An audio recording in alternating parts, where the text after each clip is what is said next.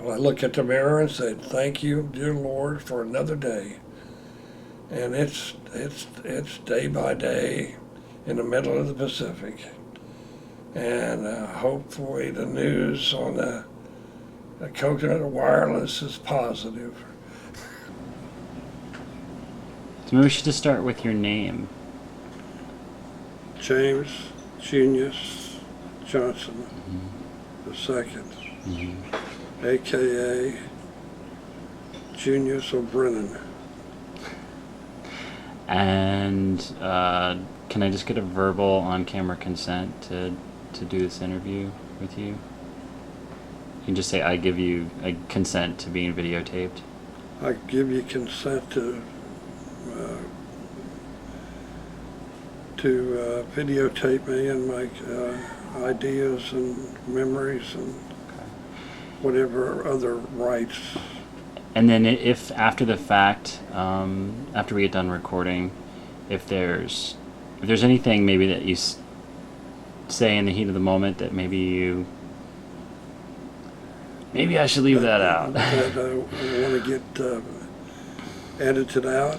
Or maybe something that you don't want to be shown until, after you're gone. If there's anything like that, maybe we can have that discussion. This is my 72nd birthday, and What year were you born? I am totally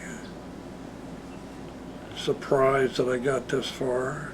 I was born on August 14th, 1937, and I hopefully I can get stuff off my chest, and that you'll discover things that I don't even know I know until I start talking about them. So let's get going. Okay. Beat the shit out of me. She farm girl. I mean, you do go cut the switch. If you didn't cut it big enough, she go get it. By God, you, how big can I cut it without killing myself? You you got to cut it big enough that's going to pass her muster. You didn't want her going out and deal. And she and my brother one day he had too much to drink or smoke, I don't know what. And he said, I saw you get beat one time by my mother. And I swore to myself, I'll never get beat like that. Then he became a perfect child. He became a chameleon. And he was never, whatever people want, that's what he just warps into it. And I warp, but I warp out. I warp in a different direction. I don't even. The funny thing about that is I've had a positive relationship with my brother Jeremiah, which is your father, and it's never been in my Aunt Louise, and who was Leander Johnson's wife. Both of them would always take me. I could always go over there, get a cheese sandwich, waffle cheese sandwich, a night, spend a night, whatever, and they always knew and tried to support me, and they knew that I was not the favorite son. But somehow that never stood between Jeremiah and I in a relationship. And it just never did, and I don't know why.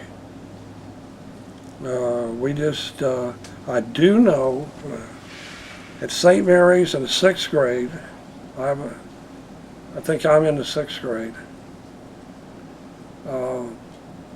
We hired this lawyer for taxes, and found out he was from Amarillo, and he had actually gone to St. Mary's Academy, and he actually said, he said, first thing I found when I went to St. Mary's is that you didn't mess with the Johnson brothers, because Jeremiah Johnson and Jimmy Johnson never always fought together. You take on one, you got the other ones right behind you. And he says, I wanted to be on that team. So I made friends with Jeremiah. And I was on that team, and nobody messed with us. And I didn't even know that story. I mean, I didn't even know that we were legendary Billy the Kid type, you know, deal. And it was like that. And when it came time for my father to die, only person in the family that I thought could handle that was Jeremiah. And I called him and I said, I know you're just out of the hospital. I know that you've been on a divorce, don't have a job. I got some money. You need to go down and be with my dad and everything. And he went down, did a great job, being with him and holding on to his hand. And I could have never done that. I could not have done that. I've always admired that about him.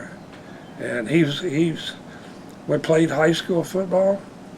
He was a second string quarterback.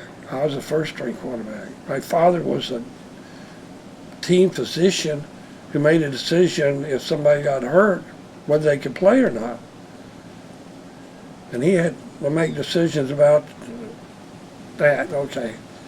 I never, and with practice, oh my God, I wasn't afraid of anybody except Jeremiah Johnson playing defense. He was like a kamikaze. I mean, he just would cream you and me. He loved it. I just went, God damn, man, I don't want that guy hitting me. You know. And he was salty.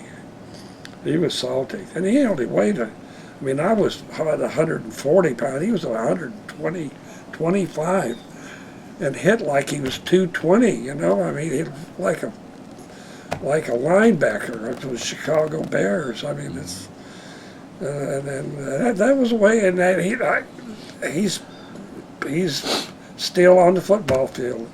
I retired, touch football and pick up basketball. When I got into my 60s, I knew that was the end of the road for that. So